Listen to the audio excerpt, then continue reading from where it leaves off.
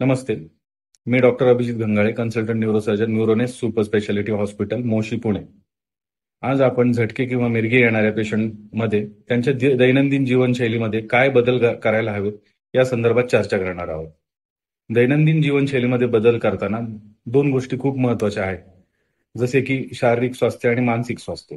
शारीरिक स्वास्थ्याचा विचार करता आपला आहार एकदम संतुलित हवा, आरोग्यदायी हवा, पौष्टिक हवा. आपल्या दैनंदिन जीवनशैलीमध्ये व्यायामाचा अवलंब केला पाहिजे. त्यामध्ये मेडिटेशन, प्राणायाम यांचा सुद्धा अवलंब करायला हवा.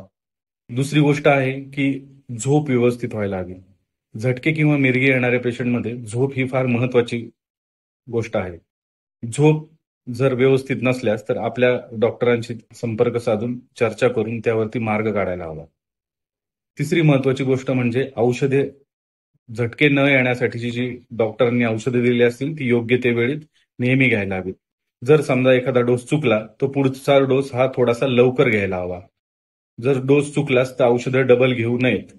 सर्वात महत्वाचे, डॉक्टरांशी चर्चा न करता औषधं कधीही बंद करू नयेत, अन्यथा झटक्याचा प्रादुर्भाव हा वाढू शकतो. आणि शेवटचं लक्षात ठेवा, कधीही डॉक्टरांचा सल्ला न घेता औषधांचा डोस बंद करू नका किंवा बदलू नका.